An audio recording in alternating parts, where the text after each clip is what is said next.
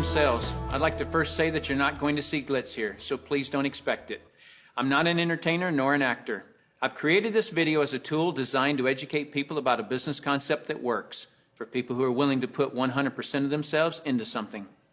See, it takes 200% to be successful in business. 100% must come from you. 100% must come from the business vehicle that you've chosen. Business vehicle meaning how you earn your living, how you support your family. I've seen people who relentlessly pour 100% of themselves into a business vehicle, profession, or job, but that vehicle doesn't have the capability to give back 100%. The mechanics of wealth are just not there. But no one has ever fully explained to you why it doesn't work and why it's a waste of your valuable time if your goal is financial success. This video is for the person who is willing to put in their 100%. They're only lacking the right business vehicle, the explanation of why it's right, and the evidence that it does in fact work. Even though I say you must put in 100%, that doesn't mean that you have to work it full time. I didn't. That doesn't mean you have to sacrifice your family time, nor does it mean you have to have prior experience. I didn't. What you'll learn right here has allowed me to build a $25 million company. Now, a $25 million company has certainly been done before. However, this was done where no employees were required. No accounts receivable, no accounts payable, no overhead, and very little inventory. Recently, I said those words to a business owner who said back to me, "Sounds too good to be true."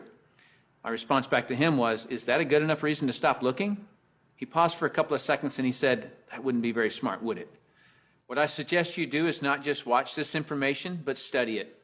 What I want to do first is create an equal playing field between people who know how to evaluate a business and those who don't.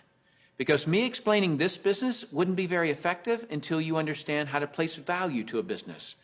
The simplest thing for someone to do when they don't understand something is to go, it doesn't work. The way I'll accomplish this equal playing field is to give you 4 main principles to look for in a business. Number 1 is a huge expanding market. If you were the best vinyl record producer in the world, would it matter today? No. It doesn't matter how good you are in an industry that's eroding. Number 2 is a unique and consumable product. I'll cover unique first. If you don't have a unique product, then you compete on price and convenience. Who has the best price? Who's closest to the customer? Yet if you have uniqueness, then people must come to you. Next is consumable. If you have a non-consumable product, you're basically unemployed until your next sell. You want the repeat sales of consumable products. Whether it's every time someone picks up the telephone, connects to the internet, renews a membership, turns on electricity, or gets to the bottom of a box or a bottle, you want those repeating commissions because it can pay you again and again. Number 3 is timing. Primarily here I'm talking about trends in timing. During all cycles of the economy, there are people who are making money and losing money. The makers are the ones in front of large trends. The losers disregard trends. How do you get in front of large trends? You study what creates them. Without any hesitation, in today's society, it's the baby boom generation that creates the largest trends. The baby boomers are a group of babies born between 1946 and 1964. There were 76 million of them born in the United States, 1 billion of them worldwide. Why is this group so talked about? They're 1/3 of the U.S. population and control 65% of all the money. I've likened the magnitude of all those babies to a basketball moving through a garden hose. They reshape every industry they go through. See, if you can predict where this basketball is going down the garden hose, you possess the ability to make fortunes. I want to give you some historical examples of the obvious buying patterns of these boomers. It started with a company called Gerber back in 1940, who were barely known. But by 1955, just 10 years after the boomers were born, they had sold 1.8 billion jars of strained baby food. As the boomers took their first steps, it was Buster Brown and Kenny Shoes. When the boomers went out to play, Mattel and Hasbro got rich providing toys to this young group. In 1957, we built more elementary schools in the U.S. in 1 year just to handle the overflow than we did in any 12-year period before or after. As the boomers went through their teens, Dairy Queen, McDonald's, Kentucky Fried Chicken became billion-dollar companies feeding the boomers. When the boomers moved through their 20s and 30s, which was in the mid-70s, what was the industry to be in? Real estate. Why? Because the boomers had heard from their parents one time too many, as long as you're living under my roof, you'll do as I say. So they wanted their own roof. which created a 15-year real estate boom. And people are still talking today about the great time frame to be in real estate. Then what happened to the real estate market in the late 80s? It began its decline. Why? The basketball had moved through the real estate industry. Another example of this is the U.S. stock market. Several years ago, I heard a stock market analyst speaking on the radio saying that he just couldn't believe the stock market had a 15-year rise. Notice the number 15 years keeps coming up. Anyone with a good understanding of the baby boomers could have seen this coming and profited from the recent stock market activity. Why does this 15-year number keep coming up? Because the baby boomers were born between 1946 and 1964. And so 18 years separates the front edge from the back edge. A very important number for you. If you look for trends on the front side of the basketball, you get the full 18 years for your products to be popular. That's the reason you study the nose of the basketball. So your business, no matter what your business is to be looking at what industries are expanding or which industries are about to expand. You shouldn't care how long you've been doing something or how long you've been in school to learn something. Are you in front of trends or not? Don't have a loyalty to something just because you've been educated in it or doing it for a long time. So looking at the current trends, we basically got 1 billion people who are in their 50s and 60s. Since that's the case, what business do you want to be in? Let's look at some obvious current and future trends. Health and looking younger are going to be tremendous trends. The boomers do not like what aging is doing to them. So products that fend off aging as well as vanity issues will continue to boom. Businesses that focus on retirement issues will do very well. The crux of it will start with the boomers having enough money to retire. Businesses that offer ways to make money will obviously flourish. Legal matters such as wills and estate planning will become large trends. Efficiencies will also grow. The television was too far away from the couch for the boomers, so they invented the remote control device. Today, they have their entire library of books and music in their cell phones. The boomers have always been enamored with technologies that make life easier. These technologies will actually create industries.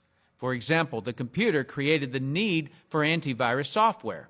The internet has created a need for identity theft protection and firewalls. But there will be many additional industries created by the computer and internet technologies. It is the computer plus the internet that made the iPod, iPad, and iPhone possible. As a side note, the baby boomers are not the only trendsetters. They are just the largest and have most of the money. As the world becomes one, the international market will play a big role, as well as the group born just after the baby boomers that are known as Generation X. But remember, the boomers control 65% of all the money. So when a bright Generation X person creates a great new product or service, they must make it simple enough that a baby boomer can understand it. Otherwise, that product will not reach mass acceptance. Those are some of the big trends. So if you want to be brilliantly compensated, you must focus on industries and companies that have positioned themselves in front of these trends. All right, let's move forward. Number 4 is leverage. I'm going to spend some time on this one because we're not really taught this in our society. We're taught to go get a good education, build a resume, and exchange our expertise for someone's dollars. The problem with that is if we're not exchanging our expertise, we're not making any dollars. So vacation time is costly. A walk around the golf course, costly. Family time, although extremely important, is costly. I'll define the word leverage as an increased means by which to attain something. One form of leverage is investing $5 million and earning 10% interest, which will yield you about $41,000 a month in income. So whether you're enjoying family time or playing golf or vacationing, you're still enjoying $41,000 a month in income. You're leveraging off your money. That's a leverage everyone would love, but very few have it. Let me explain another kind of leverage that's available to everyone, including yourself. Incidentally, if you get nothing more out of this video than a better understanding of this little simple concept I'm going to explain, you'll have gained something very valuable for watching it. Imagine, if you will, you own a company. You employ just one person, me. I work for 8 hours on Monday. You work for the same 8 hours on Monday that I do. Now listen closely. You get paid on 16 hours worth of work because you take a portion of my productivity as income back to yourself. You're leveraging off my efforts because I'm your employee. So theoretically, the more employees you have working for you, the more leverage you have. However, have you ever had employees? If you have, you know that in theory, hiring employees sounds great, but it's very difficult to reach leverage through employees. I've heard it said that if you have one employee, you have one headache. If you have 100 employees, you run an adult daycare center. And the reason being is this: no employee will ever work as hard for your company as you will, because they don't own it. Here's my rule of thumb for reaching true leverage. If there's one sentence that epitomizes the entire video, it would be this: to have true leverage, you must create a situation where everyone has the same amount to gain. Only then do you have true leverage. Let me give you an example of this type of leverage. Let's say that I'm a real estate broker, and I hire an agent named Robert. Robert goes out and sells a building. Robert earns a percentage of the selling price of the building, and so do I, the broker. Why do I, the broker, earn a percentage when it was Robert who sold the building? Well, I did some of the advertising. I trained Robert. I had the initiative to go get my broker's license in the first place. I put up the risk. I did a lot of things. And so it's valid that I, as the broker, earn my money. But Robert doesn't work for me as an employee. He's an independent contractor. He just hangs his real estate license on my wall. My point here is the broker and the agent have the same amount to gain from the sale of the home. It is totally in the agent's interest to earn more money, which is a form of leverage for the broker. There is a flaw in this leverage situation that I've shown you, and it's this: the broker can have multiple agents, but the agents cannot. The broker has leverage, the agents don't. Until the agents do what most brokers dread. What happens when I, the broker, have been real effective at teaching Robert to be a good agent? What's Robert going to want to do in a couple of years? Be his own broker, right? Is this good for me, the broker? No, because as soon as he becomes a broker, two bad things happen to me. Number one, he breaks away from me and I lose him as an income source. And two, worse than that, he's now my competitor that I trained. He knows all my good stuff. By the way, this doesn't just happen in the real estate industry. It happens in practically every industry. Have you ever heard the expression, "I'm just going to work there for experience"? What does that mean? It means I'm going to strip them of their knowledge and then go do it myself. If you're a business owner, how many people have you trained who are no longer working for you? How many people have you trained to be your competitors? Well, this gets worse. Let's say that Robert is now a broker right down the street. What will he do now that he's a broker? He'll go out and hire his own agents. And let's say one of those agents is Linda. Linda also eventually wants to be a broker. So she becomes a competitor to me that I indirectly trained, as well as Robert, who I directly trained. And this continues on and on. I actually created a chain of competitors that I trained. What if we did a whole paradigm shift? Here's where this becomes brilliant. Let's say instead I'm going to empower Robert to become a broker. I want him to become a broker from day one. See, the only way that you or I can retain a leader is provide him or her with the same opportunity for growth that we have. Hence, an opportunity where everyone has the same amount to gain. So from day one, I'm going to encourage Robert to be a broker. And when he does, he doesn't break away from me and become my competitor. He shifts from agent to broker, which now allows him to sponsor his own agents. Now, to create an incentive for me, the broker, to always help Robert and his agents, I'm still going to earn a percentage of what he and his agents sell.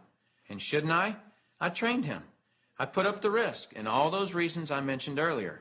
Now, the percentage I earn from Robert and his organization should be a lot smaller than when he was an agent, but I should still earn a percentage. That's my incentive to keep working with them. Now, some people look at this and say, gosh, isn't that one of those pyramids? And what's the perception of a pyramid? People at the top making all the money and the people down below do all the work, right? Isn't that the perception of a pyramid? Let me explain why this is not a pyramid and why people at the top don't necessarily make all the money. Let me just make a quick point before I discuss the pyramid issue. It's not the geometric shape that people have a problem with, This geometric shape is probably the shape of your family tree, the shape of our government. To the architect, it's the strongest structure known to man. Every organizational structure in the world is this shape. So the shape isn't the problem. However, that perception, people at the top earn all the money, let me illustrate that for you.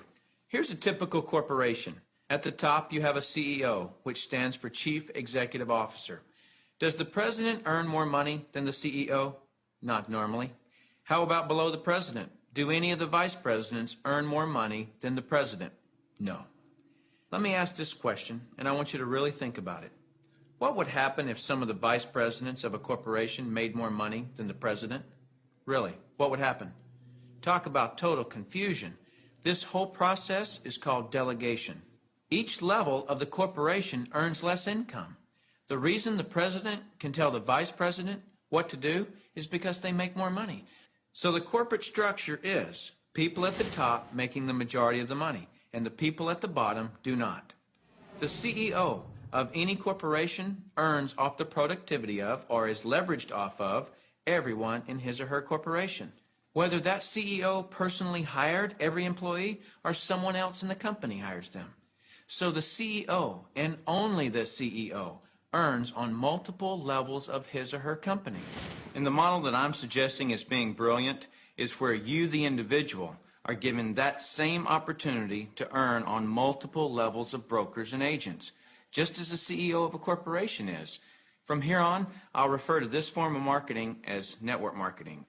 In network marketing, you, the individual, are given the opportunity to earn off the productivity of the people in your organization, whether you personally sponsor them or someone in your organization sponsors them.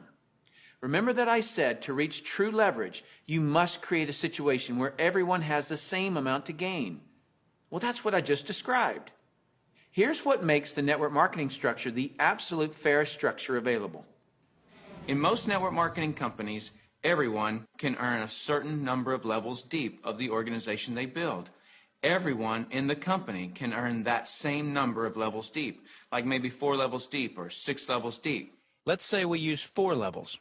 So if you build an organization to be more productive, then you would earn more money than I would, even if you were in my organization. In the example shown, you would earn on 3 levels I couldn't reach, because everyone gets the same number of levels. There are people in my organization right now that earn more money than I do. Do you know what I call that? Fair. Shouldn't it be that way? I mean, take any structure. Shouldn't the most productive person in that structure make the most money? Now I'd like to show you an interview that I did a few years ago with Dr. Charles King, who holds a PhD from Harvard and is a professor of marketing at the University of Illinois at Chicago, who actually teaches network marketing at the university. Dr. King, we're delighted to have you here. I'm pleased to be here, Tim. Dr. King, could you tell us a little of your education and your business background? Tim, I'm a professor of marketing at the University of Illinois at Chicago.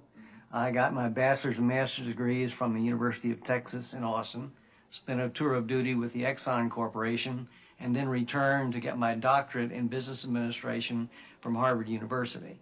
More important to this discussion, over the last 6 years, I've been involved in doing research, teaching, and consulting in network marketing.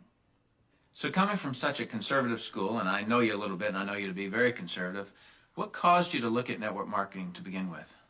In 1990, we had a major economic recession in the United States. The Midwest and Chicago particularly were very badly hit. As a result, the interviewers stopped coming to campus. We were graduating hundreds of students a semester, and they weren't getting jobs. Our alumni were coming back to us, losing their jobs, looking for help, and we had nothing to offer them.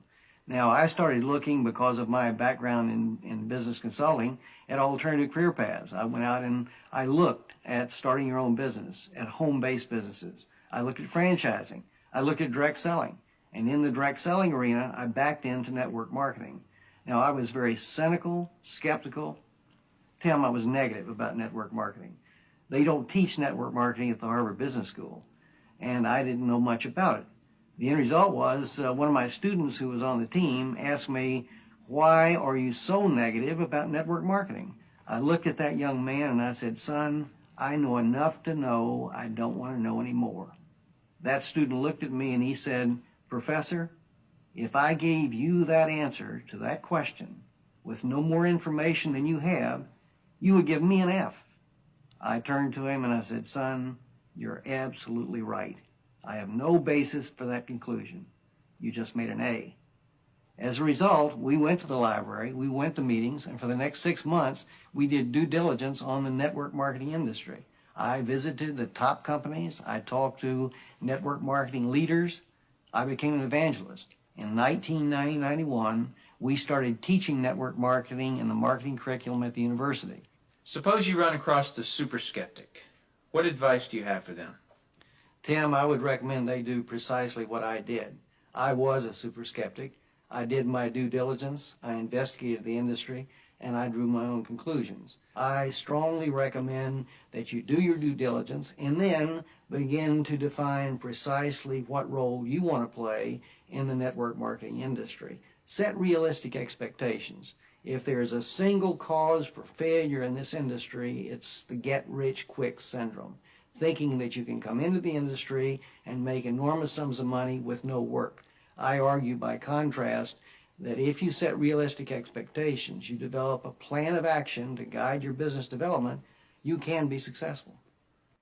And that's coming from a Harvard Business School graduate who was a true skeptic, but through due diligence, he learned the truth. Warren Buffett owns a network marketing company. If you don't know who he is, he's typically listed in the top 5 richest people in the world. He created his wealth by investing in and buying the highest quality companies. Why do you think Microsoft or AT&T, Gillette, Colgate, Citibank, IBM, Toyota, Xerox, Texas Instruments, General Motors, General Electric, AOL, Oracle, Sun Microsystems, Coca-Cola, and many others distribute some or all of their products and services through network marketing? They use this method to distribute products because network marketing is a very efficient model to distribute products and services. These large corporations are firm testimony to the industry's success and credibility. This confirms what Professor King was saying about that the industry has come of age and is now a true profession. The reason so many people are coming into network marketing is because people want control of their life. They want a quality of life, and network marketing truly offers that. I hear people all the time complaining that they are too busy or don't have enough time. People act as though time owns them instead of them owning time. Have you ever noticed that there are people who, with 24 hours, earn $10,000 a year, and there are people in the same 24 hours who earn $10 million a year? Let me explain the difference. I've heard people say this phrase: "It's easier to just do it myself than try to get other people to do it." Whenever I hear that phrase, I know that person just nailed their feet to the floor. All they can do is expend their time, not invest their time. Here's a secret. Wealth is hidden from those who must do it all themselves. Wealth exposes itself to those patient enough to train others. When you understand the power of educating and empowering others so that you get more done, you're truly on your way to wealth. Now, with that understanding of the importance of training others so you get more done, look at network marketing, and you'll see why I call it brilliant compensation. In network marketing, what you teach and train others to do is duplicate what you do, which is to find and train others. This is actually multiplying you. That's why I say, next to your spiritual growth and your family, there is nothing in the world you can do that will reward you better than investing your time in network marketing. I'd like to cover one last thing in closing, which I feel is one of the most important points for you to fully understand the value of network marketing. Let me illustrate something to you that is so profound. What's the maximum number of hours you could work in a day? 24 hours, right? So if you didn't sleep all day, you could work 24 straight hours. What if you didn't sleep for a whole year? You could actually work 8,760 hours in 1 year. But that's the maximum number of hours you could work in a year. I have 56,000 people in my organization worldwide. Well, let's suppose that all 56,000 people work just 1 hour out of a year. 56,000 people times 1 hour each equals 56,000 hours of work that I'm being paid on. Well, for most people to earn on 56,000 hours of work, they'd have to work for over 6 Years, 24 hours a day without sleep to put in the same amount of hours that I could in 1 hour a year. Let me throw in something really ridiculous. Suppose all my 56,000 people worked 1 8-hour day in a year. 56,000 people times 8 hours is 448,000 hours I'm being paid on. Well, it would take most people working over 51 years, 24 hours a day, to do what I could do in 8 hours a year. 8 hours in 1 year versus 51 years working 24 hours a day? Doesn't seem fair, does it? It's definitely not fair. What's not fair is that you haven't understood this until today, and other people have. But now that you understand it, take responsibility for it. Don't go running and try to create reasons why you can't do this. You can do this. I don't say any of this to impress you. I don't need to impress you. This is an educational-only video. My purpose in creating this tool is to contribute back to that woodpile that so generously gave to me. Because network marketing has given me a lifestyle I previously couldn't have imagined. And because network marketing has given me total financial and time freedom, I feel it my responsibility to explain the industry in an understandable way. So I say all of this only to impress upon you that the difference between the wealthy and everyone else is leverage. You've got to understand that. And nothing gives you, the individual, leverage in such an ethical way like network marketing can. So go get a pad of paper, write down what you really want in life, then call the person who gave you this video and tell them whether you're an A, B, or C. C is see you later, no thanks. That's fine with us because your relationship with the person who gave you this video is more important to us than anything. Or you're a B. A B is I may be. I want to first explore the product. If that's you, then do that. Don't procrastinate. The number one killer of financial success is procrastination. People just putting it off until tomorrow, and they've somehow convinced themselves that they'll actually do it tomorrow. You know what I'm talking about. As soon as I'm done with this project, then I'll have more time. Or as soon as little Jimmy gets back to school, then I can, and they never do. If a person has an excuse, they have all they need to fail. Don't let that be you. Get your product today. Or you're an A, and that means absolutely. No, you don't have all your questions answered, but you see enough to start and begin your training. Very well done to you in your ability to make a decision. If it's late at night and you just watch this, don't be concerned that the person who gave this to you is sleeping right now. They'll be up. And if they're not, wake them up. Tell them, hey, now that I understand this thing, I can't sleep. And if I can't sleep, you're not going to sleep. Believe me, they'll appreciate that call. So call that person and tell them whether you're an A, B, or C. That's it. Join us. You'll be glad you did. Now is the right time, the smart time. Thank you for taking the time to view this video. I hope it's been educational to you. What I really hope is that you'll put this information to good use. Next, you'll see some common questions that you can interact with. I look forward to working with you, should our paths cross. I'm Tim Sales.